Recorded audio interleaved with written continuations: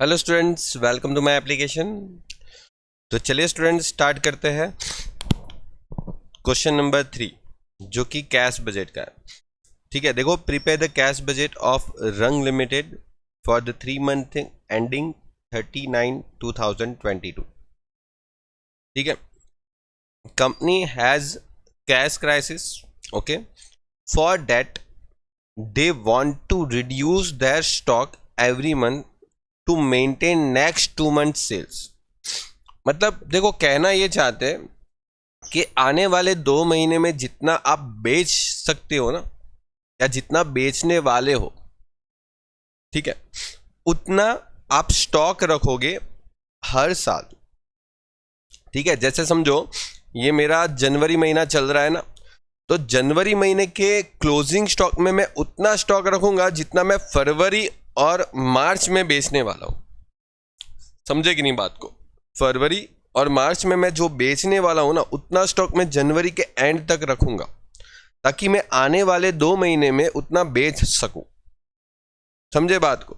तो देखो, उनका सेल्स आपके पास यहां पर अवेलेबल है, सारे डेटा आपके पास प्रॉपरली। ओके, तो ये सेल्स के डेटा है। ठीक है, ध्यान रखना, बहुत बार एग्जाम में यहीं पे स्टूडेंट मिस्टेक करते हैं। ठीक है, सेल्स दे देते हैं, कहीं पर कॉस्ट ऑफ गुड्स सोल्ड दे रख रहे हैं। ठीक है, वो सब ध्यान से पढ़ना होता है। ठीक है, ऊपर देखो, पढ़ो ध्यान से। ठीक है, अब यहां पर एक कंफ्यूजन था कि ये 33% नहीं होना चाहिए, ये 33 और 1/3% है। ठीक है, इसको आप गुजराती मीडियम में देखोगे ना, तो वहां पर सही लिखा है 33 और 1/3% है। तो आपसे एक रिक्वेस्ट है कि जहां पर कुछ डाउटफुल होता है ना, जैसे कभी भी 33% नहीं होता। ठीक है, अगर होता है तो कोई प्रॉब्लम नहीं है। ठीक है, लेकिन एक बार कंफर्म कर लो गुजराती और इंग्लिश वर्जन के जो डिजिट है वो। ठीक है, और अगर आपको लगता है कि अलग डिजिट है तो आप एग्ज़ाम में जो एग्जामिनर होते हैं उनसे भी एक बार बात करो, और जो भी कॉलेज के अकाउंट के प्रोफेसर है उनको एक बार आप पूछ सकते हो कि अभी करना क्या है ऐसे सिचुएशन में। तो आपको यहाँ पर ग्रॉस प्रॉफिट जो है वो 33 और 1/3% ऑन कॉस्ट है। अब देखो, ये एक बहुत इंपॉर्टेंट बात हो जाती है जो मैंने आपको समझाया भी है कि यहाँ पर सेल्स दे रखा है और यहाँ पर ऑन कॉस्ट दे रखा है। देखो, हमेशा ये करती है यूनिवर्सिटी, और पता है स्टूडेंट्स को यही नहीं मालूम होता है ना, इसीलिए केटी पे केटी आती रहती है। ठीक है, जैसे ये भी एक केटी का पेपर है, इस पेपर को में भी बहुत सारे स्टूडेंट्स फेल हुए। ठीक है, तो स्टूडेंट्स फेल इसीलिए तो होते हैं बिकॉज वो क्वेश्चन पे क्वेश्चन गिने जाते हैं, कॉन्सेप्ट पे वो उनका ध्यान ही नहीं होता। ठीक है, देखो, 50 क्वेश्चन मैं तो बोलता हूं कि करो, लेकिन अगर 10 क्वेश्चन ढंग से कॉन्सेप्ट से नहीं किया ना, तो सारे 50 क्वेश्चन क्या 100 क्वेश्चन भी करके जाओ एग्जाम में, बेकार है। ठीक है, देखो, अब आपको यहां पर बोला गया कि जो 10% सेल्स जो होने वाला है वो कैश बेसिस पे होने वाला है। अब देखो, मेरे को यहां पर एक चीज का मालूम तो है कि देखो, ग्रॉस प्रॉफिट जो है ना वो कॉस्ट प्राइस पे है, तो मेरे को है ना इसकी ज़रूरत ही नहीं है, बिकॉज मेरे को तो सेल्स दे रखा है ना। तो मेरे को कॉस्ट प्राइस पे क्या करूंगा मैं? कॉस्ट प्राइस पे क्या करूंगा? कॉस्ट प्राइस पे भले 33 और 1/3 मेरे को ऑन सेल्स चाहिए, 25% होता है ऑन सेल्स। ठीक है, तो इसको कट करके मैं सेल्स पे 25% लिख देता हूँ, क्योंकि कॉस्ट पे 33 और 1/3%, दैट मीन्स के सेल्स पे 25% ही होता है। ठीक है, मैंने आपको ऐसा भी बताया था कि 33 और 1/3% का मतलब होता है 1/3। ठीक है, क्योंकि देखो 33 को 3 से मल्टीपल करो तो होता है 99, और 99 में 1 प्लस कर दो तो ऊपर हो जाता है 100 और नीचे 300, और ये 0 0 कट जाए तो आंसर क्या बचेगा? इसका फ्रैक्शन आंसर क्या बचेगा? 1/3। तो ये कॉस्ट पे है, ऑन कॉस्ट है। तो मेरे को ऑन सेल्स निकालना होता है, तो मैं क्या करता हूँ, इसमें इसको जोड़ देता हूँ। ठीक है, 1/4, और इसको अगर आप इंटू 100 करते हो ना तो आपको डायरेक्ट ये परसेंटेज मिल जाता है। ठीक है, ये सब टेक्निक्स बहुत इंपॉर्टेंट होता है। ओके, चलिए आगे बढ़ते हैं। The balance are on credit sales and collected 2/3 in the month after sales and 1/3 in the following month. ठीक है, ये आपके पास क्रेडिट सेल्स का पूरा डेटा अवेलेबल है। चलो अच्छी बात है। उसके बाद आपको यहाँ से थोड़ा सा आगे बढ़ना है और देखो कैश बजट आपको जुलाई अगस्त सितंबर का बनाना है, क्योंकि यहाँ पर देखो बोला ही गया है, ठीक है, 3 मंथ का बनाओ। और क्वेश्चन में यहाँ पर आपको देखो स्टॉक और बैलेंस जो है ना वो दे रखा है 30/6/2022 का, ये आपके पास बैलेंस है। मतलब यहाँ पर 30/6, तो 30/6 का बैलेंस होगा तो जुलाई का ओपनिंग बैलेंस हो गया ना 1 लाख।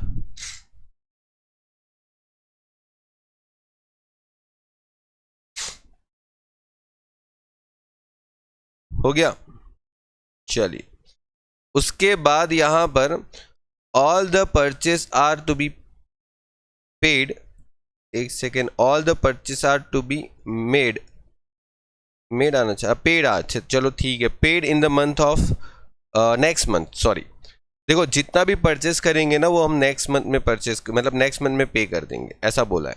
और credit purchase of the month June, okay, जून मंथ का क्रेडिट परचेस दे रखा है। और ईयरली रेंट जो है 1,80,000 which will be paid in monthly, ठीक है चलो कोई प्रॉब्लम नहीं। सैलरी, कमीशन, इनकम टैक्स और अदर एक्सपेंस दे रखा है। और यहाँ पर कुछ स्टॉक की डिटेल्स दे रखी है, चलो कोई बात नहीं। अब देखो पूरा क्वेश्चन तो पढ़ लिया, इधर से आपको एक चीज़ का मालूम है कि यहाँ पर सेल्स अवेलेबल है। सेल्स अवेलेबल है तो एक काम करता हूँ मैं, पहले कैलकुलेशन पे चलता हूँ और सारा सेल्स लिख देता हूँ, ठीक है। जैसे आपको कौन सा इन्फॉर्मेशन दे रखा है, आपको जो इन्फॉर्मेशन दे रखा है वो कौन से मंथ से दे रखा है, जुलाई से, तो मैं जुलाई से लिख देता हूँ इसको।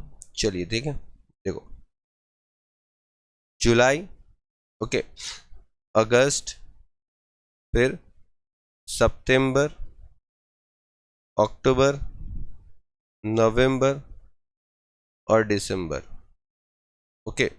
उसके बाद आपको देखो यहाँ पर क्वेश्चन में सेल्स दे रखा है और क्वेश्चन में जो सेल्स दे रखा है वो है 4 लाख, फिर 4,20,000, फिर है 4,60,000, फिर है 4,80,000,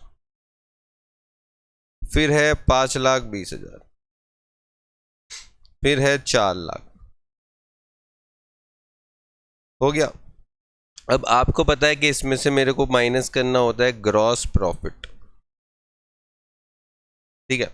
तो चलिए ग्रॉस प्रॉफिट लेस करते। देखो ग्रॉस प्रॉफिट कितना परसेंट है, आपको बोला था 25% ऑन सेल्स। देखो क्वेश्चन में है ना, क्वेश्चन में आपको सेल्स पे नहीं दे रखा, क्वेश्चन में आपको सेल्स पे नहीं दे रखा, क्वेश्चन में तो आपको कॉस्ट पे दे रखा है। हमने सोचा कि सेल्स के ऊपर 25% बनता है, तो 4 लाख पे 25% करोगे तो ये हो जाता है 1 लाख, ठीक है। फिर ये 4,20 पे 25% मतलब कि 1,05,000, ये 4,7 पे 25% मतलब 1,15,000, 4,80 कितना आ जाएगा 1,20,000, 5,20 130, 4 lakhs 1 lakhs, ठीक है। ये सबका 25% करने के बाद का आंसर आ गया मेरा। और अभी मैं क्या करूँगा, इसको ऐड करूँगा ना, क्योंकि सेल्स में ग्रॉस प्रॉफिट ऐड होता है, सही है। देखो सेल्स जब होता है तो सेल्स में ग्रॉस प्रॉफिट ऑलरेडी ऐड होता है, तो आपको उसको लेस करके क्या निकालना है, कॉस्ट निकालना है, ठीक है। तो ये सब ध्यान रखो। चलिए तो यहाँ पर क्या करोगे, 3 लाख, ये कितना आ जाएगा, एक सेकंड, यहाँ पर मेरा एक जीरो ज़्यादा हो गया। चलिए अभी कितना आ जाएगा, ये 3,15 है, एक जीरो फिर से ज़्यादा। चलो फिर उसके बाद 345, फिर उसके बाद 360, इसके बाद 390 और इसके बाद 3 lakhs, ठीक है। तो ये आपको यहाँ पर देखो जैसे बोला है वैसा काम करना है, ठीक है। हर महीने का सेल्स दे रखा है, ठीक है। हर महीने पे आपको कितना जीपी होने वाला है वो भी आपको बता दिया, और जीपी माइनस करने से मिल जाएगा कॉस्ट। अब ये जो कॉस्ट है, ठीक है, उस कॉस्ट से आपको परचेस मिलेगा। कैसे, देखो बताता हूँ। कॉस्ट का मतलब क्या था, कॉस्ट कैसे निकलती है? देखिए सर, ओपनिंग स्टॉक, ठीक है, फिर परचेस, चलो ये भी ठीक है, और ये आ जाएगा क्लोजिंग। अभी यहां पर आपके पास क्या ओपनिंग स्टॉक है, क्लोजिंग स्टॉक है? देखो उसको अभी छोड़ो, पहले कॉस्ट अगर आपके पास होती है और मुझे उसके ऊपर से परचेस ढूंढना है, तो मैं ओपनिंग स्टॉक क्या करूंगा, माइनस करूंगा, और क्लोजिंग स्टॉक क्या करूंगा, प्लस करूंगा। तो मेरे को मिलेगा क्या? अरे सर परचेस मिलेगा। अच्छा, मतलब परचेस ढूंढना है तो कॉस्ट में ओपनिंग स्टॉक माइनस करना पड़ेगा, क्लोजिंग स्टॉक क्या करना पड़ेगा, प्लस करना पड़ेगा। तो ये मेरी कॉस्ट आ गई। अब ये कॉस्ट में मैं ओपनिंग स्टॉक को अगर माइनस कर दूं और मैं क्लोजिंग स्टॉक को अगर ऐड कर दूं, ठीक है, तो यहां पर क्या हो सकता है? तो देखो ये आपके पास इसी वजह से यहां पर स्टॉक दे रखा है क्लोजिंग स्टॉक, और ये क्लोजिंग स्टॉक जो है ना वो 30/6 का है। तो 30/6 का क्लोजिंग स्टॉक उसके आने वाले नेक्स्ट मंथ का कौन सा स्टॉक हो जाएगा? जुलाई का ओपनिंग स्टॉक हो जाएगा। सही बात है ना, ये ओपनिंग स्टॉक हो जाएगा ना जुलाई का 7,20,000। तो ये 7,20,000 यहाँ पर ओपनिंग स्टॉक हो जाएगा, ठीक है, और इसको करना है अपने को लेस। अब देखो, इनका कहने का मतलब ये था कि ये जो 2 महीने जितना स्टॉक जो है ना, 2 महीने जितना स्टॉक आने वाले नेक्स्ट मंथ में, उसका स्टॉक अपने को इस महीने में रखना बहुत ज़रूरी है, ऐसा ये लोग का बोलना है। पहली लाइन पे बोला था। तो 3,15,000, 3,45,000, मतलब ये हो जाएगा 6,60,000। ठीक है, मतलब देखो 3 लाख में आप 7,20,000 माइनस करके आप 6,60,000 प्लस करोगे तो आपको 2,40,000 जो है ना वो मिलेगा आपका परचेस का वैल्यू। ठीक है, अभी वही बात वापस क्या हो जाती है, यहाँ पर अगर मेरे को क्लोजिंग स्टॉक रखना है तो मैं क्या करूँगा, तो आने वाला जो मंथ है ये 2 मंथ, ठीक है, इस 2 मंथ का जो मेरा वैल्यूज़ है, जैसे 3,45,000 और 3,07,000, दोनों का टोटल करूँ और मैं यहाँ पर लिख दूँ 7,05,000। ठीक है, और ऐसे ही मैं कंटिन्यू आगे बढ़ता जाऊंगा, जैसे 3,60,000, 3,90,000, तो 7,50,000, फिर 3,90,000 और 3,00,000, यहाँ पर 6,90,000 आ जाएगा। ठीक है, हो गया। तो ये आपको यहाँ पर दिखाना था, वो दिखा दिया। चलो, अभी आपको पता है ना 1 महीने का क्लोजिंग स्टॉक नेक्स्ट मंथ में क्या हो जाता है, ओपनिंग स्टॉक हो जाता है। चलिए, तो वो भी मैंने यहाँ पर दिखा दिया। ये 7,05,000, ये 7,50,000। ठीक है, जो महीने आप क्लोजिंग करोगे उसके नेक्स्ट मंथ में उसी चीज को ओपनिंग स्टॉक में लिखोगे। ठीक है, चलिए, तो ये आ जाएगा 3,60,000। फिर यहां पर आपके पास 3,90,000, और ये अगर चाहिए आपको तो ये 3,00,000 हो गया। बस उसके आगे का ढूंढने की इतनी खास ज़रूरत नहीं है, क्योंकि उन्होंने बोला भी नहीं है। ठीक है, अपने को तो जुलाई अगस्त और सितंबर का ही बनाना है बजट, तो जुलाई अगस्त सितंबर का बन जाएगा, इतने से कोई तकलीफ की बात नहीं है यहाँ पर। ठीक है, जुलाई अगस्त सितंबर का ही तो बनाना है। ठीक है, बन जाएगा। चलिए, ये तो हो गया। अब देखो यहाँ पर क्या बोला गया था कि जो हम परचेस करते हैं ना वो हम पेड करते हैं नेक्स्ट मंथ में। ठीक है, देखो दिखा है ना। तो एक काम करते हैं, जो परचेस किया था ना तो वो पेड करेंगे नेक्स्ट मंथ। तो यहाँ पर परचेस पेड, एक सेकेंड, थोड़ा आगे से लिखते हैं।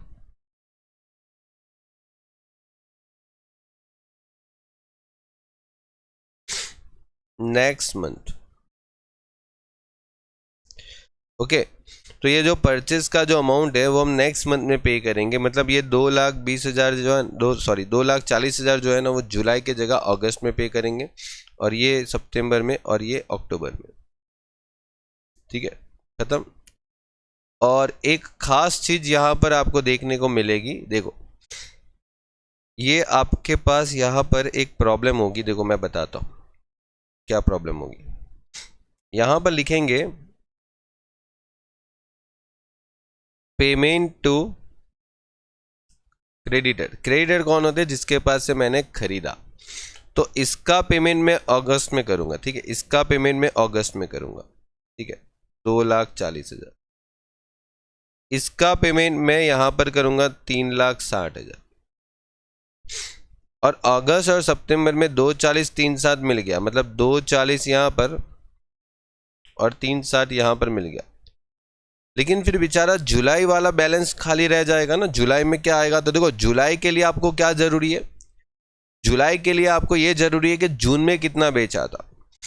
तो जून में जो बेचा, मतलब जून में कितना खरीदा था, सॉरी जून में कितना खरीदा था, परचेस कितना किया था। तो जून में जितना परचेस किया होगा उसको पेमेंट नहीं किया होगा। सही बात है कि नहीं? तो सोचो, थोड़ा लॉजिक लगाओ कि यार जून में जो परचेस किया होगा उसका पेमेंट नहीं किया होगा, तो वो जो अमाउंट है वो क्रेडिटर्स में होगा कि नहीं होगा? तो देखो यहाँ पर credit purchase of the month of June is 3,60,000 बोला है उसने। समझे? तो यहां पर 360 लिख देंगे ये।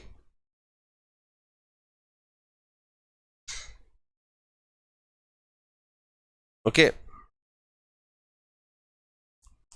हो गया। देखो आधी चीज तो उन्होंने खुद दे रखी थी, बस आपको यहाँ पर। अब देखो ये जो अदर एक्सपेंस है ना उसका कुछ भी नहीं दे रखा ना। तो बोला कि ईयरली रेंट, ये ईयरली है, पूरे साल का है। तो 12 महीने का कितना होगा? देखो रेंट जो है ना 1,80,000 पूरे साल का है, तो डिवाइड बाय 12 करके आप चेक कर लो ना। 1,80 डिवाइड बाय 12 कितना आता है? 15,000। महीने का 15,000 रेंट होगा, तो 15,000 यहां पर आ जाएगा और ये यहां पर आ गया। ये हो गया रेंट पेड। उसके बाद क्या आपको कुछ और दे रखा था? देखो सैलरी, इनकम टैक्स और अदर एक्सपेंस, इन सब का तो कुछ दिया ही नहीं है उन्होंने। तो सैलरी जो है ना वो समझो जो महीने में थी उसी महीने में पे कर दिया होगा इन्होंने। It is assume that, okay, because यहां पर कुछ अमाउंट ही नहीं दे रखी उन्होंने कि कौन सी तारीख को उसको पेमेंट किया। दे रखा होता तो फिर आप उसके अकॉर्डिंग काम करते। यहां पर नहीं दे रखा तो चलो जाने दो। सैलरी, इनकम टैक्स कितना पे किया था? इनकम टैक्स हमने पे किया था 8,000, और वो भी जुलाई में। तो ये 8,000 आ गया। उसके बाद यहां पर अदर एक्सपेंसेस जो आपने पे किया था वो 20,000। ठीक है, देखो यहां पर 16,000, 18,000 और 20,000, और ये हो गया अदर एक्सपेंसेस। देखो पेपर में वैसे कुछ खास नहीं था। थोड़ा बहुत तो कैलकुलेशन बेस्ड क्वेश्चन पूछेंगे। ऐसा थोड़ी होगा कि सारे एंट्री आपको दे ही देंगे और बस आपको सिर्फ लिखना रहेगा वहां पर। थोड़ी बहुत तो कैलकुलेशन करनी पड़ेगी। अब देखो इतना इससे इजी क्या देंगे? मैं तो बोलूँ इससे इजी तो कोई मतलब आज तक क्वेश्चन ही नहीं आया कैश बजट का, क्योंकि ये अदर एक्सपेंस तो सीधा सीधा दे रखा था। यहाँ पर रेंट का पूरा डेटा दे, मतलब पूरा डेटा दे रखा है, बस सिर्फ आपको डिवाइड बाय 12 करके लिखना था। ओके, चलो। और कुछ स्टूडेंट क्या करते हैं फिर पता है, इतनी ही एंट्री करके आते हैं और सोचते हैं कि पास हो जाएंगे। देखो आपको जो दे रखा वो तो डायरेक्ट लिखो, लेकिन बाकी चीज़ों के लिए एटलीस्ट थोड़ी बहुत मेहनत करो तो आपको मिल जाएगा वहाँ पर, और आप पूरा क्वेश्चन सही कर सकते हो। पूरा तो नहीं, चलो नहीं समझ में आता बहुत ज़्यादा कैश बजे तो पूरा नहीं कर पाओ तो भी एटलीस्ट 90% क्वेश्चन तो सही करने की कोशिश करोगे तो पास होने का पूरा चांसेस बनता है। ओके, चलिए देखो यहाँ पर आपके पास जो बाकी की जो डिटेल्स है उसमें ये बोला गया कि देखो यहाँ पर क्रेडिट सेल्स जो है ना वो मई और जून का भी दे रखा है उन्होंने। ठीक है, मई और जून का आपने क्रेडिट सेल्स कितना है वो भी दे रखा है उनको। ओके, मई और जून क्यों जरूरत पड़ी वो भी बताता हूँ, क्योंकि यहाँ पर लिखा क्या गया है कि balance are on credit sales and collected 2/3 in the after the sales and 1/3 in the following month, ऐसा कुछ लिखा है। और बोला ये गया कि 10% जो है ना वो कैश में हम खरीदते। चलो देखो, आपके पास यहाँ पर कुछ डेटा है, देखो आपके पास यहाँ पर कुछ डेटा है, उस डेटा के अकॉर्डिंग हम काम करते हैं। चलो देखो, एक सेकेंड में थोड़ा सा इसको डिलीट कर देता हूँ, ज़रूरत नहीं है। ओके,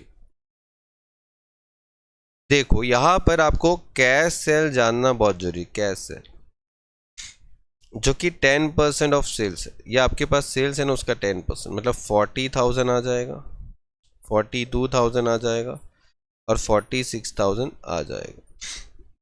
ओके, हो गया। तो देखो इसको लिख दो आप अपने कैश बजट के स्टेटमेंट में।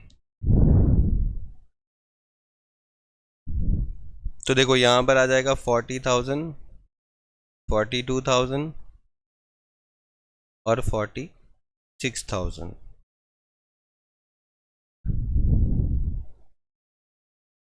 कैश सेल, ठीक है, कंप्लीट। तो देखो इस तरीके से आपको पहले काम करना था।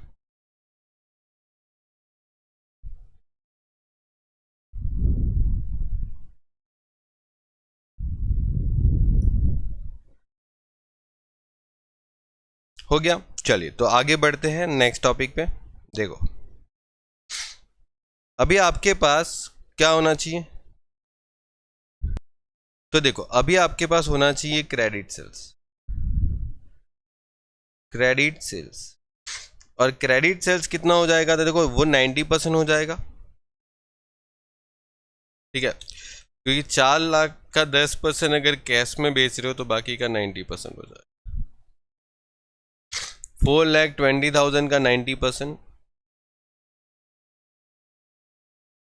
ओके, और 460 का 90%, ये आ जाएगा आपका आंसर। लेकिन मुझे इनसे पैसे कलेक्शन करने, मुझे इनसे पैसे कलेक्शन करने हैं, जरूरी है।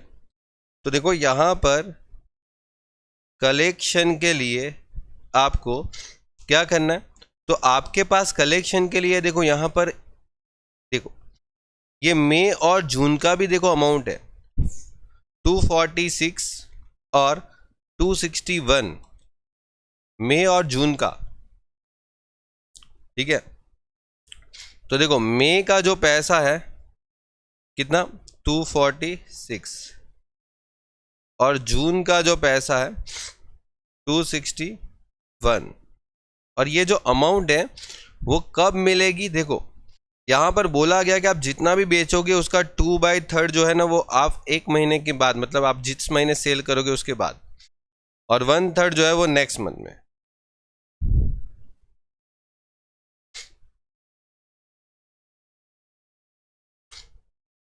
2/3 और 1/3। तो देखो मई है ना, तो मई का 2/3 जून में मिलेगा, जो कि हमें ज़रूरत नहीं है, अपने को जुलाई की ज़रूरत है, अपने को जुलाई की ज़रूरत है। तो मई का 2/3 करोगे तो वो तो जून में मिलेगा, अपने को जुलाई की ज़रूरत है। तो मई का जो सेल्स है जैसे 246, उसका 1/3 करो, कितना आ रहा है 82,000।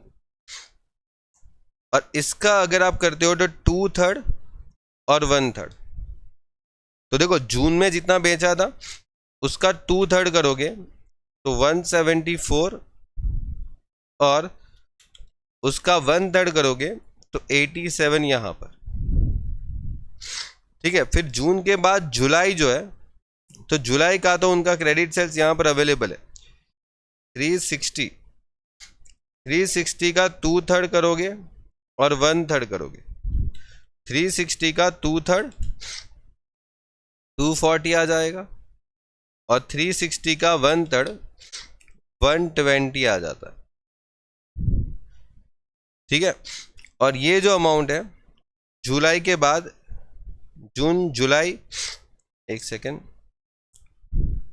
और अगस्त,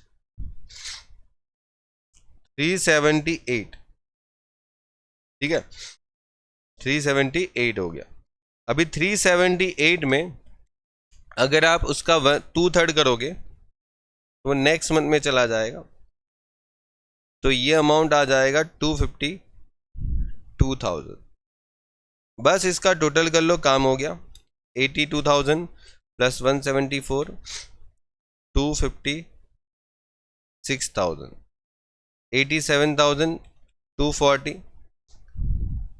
327,000 और 120, 252, 372,000, 256, 327 और 372, ये आपका क्रेडिट में जो आपने बेचा उसका कलेक्शन आ गया, ठीक है। तो यहां पर लिख देते हैं 256, फिर 327 और 372, ये आपका आ जाएगा कलेक्शन। हो गया। अब देखो मेरे ख्याल से क्वेश्चन में इसके ज़्यादा अभी कुछ बचा नहीं है, कुछ भी नहीं था, बस इतना ही डिटेल्स था। बस आपको परचेस ढूंढना था, सेल्स ढूंढना था, बात खत्म।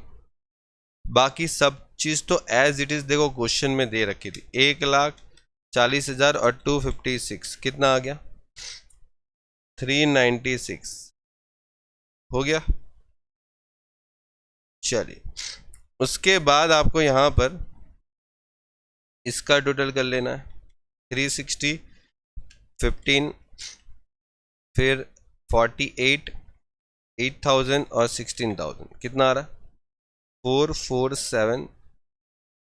तो देखो ये आपके पास टोटल इनकम हो गई, ये टोटल आपके एक्सपेंसेस हो गए। तो आपका बैलेंस कितना रहेगा? ए माइनस बी, ए माइनस बी। तो 396,000, 447,000, दैट मीन्स के 51,000 आपका नेगेटिव आ जाएगा। और वो 51,000 आप यहाँ पर लिख सकते हो। और 51,000 जो नेगेटिव है उसमें 42,000 और 327,000 को ऐड करोगे तो 3,18,000 आपका ये टोटल आ जाएगा। और 240, 15, 51 और 18,000, तो ये भी आपका 324,000 आ रहा है। अगेन आप 3,18,000 में से 324 माइनस करोगे तो ये आपका 6,000 माइनस में जा रहा है। और ये 6,000 जो माइनस में जा रहा है उसको आप ऊपर लिखो, तो 46,000 और 372,000, 4,12,000 और ये 360, 15, 55,000 और 20,000 कितना आ रहा है? 4,50,000 आ रहा है। और 4,12,000 में से 4,50,000 लेस कर दो तो ये आ जाएगा 38,000 का फाइनल आंसर। हो गया ख़त्म, क्वेश्चन फिनिश। और ये आपका पूरा कैश बजट का 14 मार्क्स का क्वेश्चन कंप्लीट हो गया। ओके चलिए, good bye and take care. मिलते हैं नेक्स्ट लेक्चर में।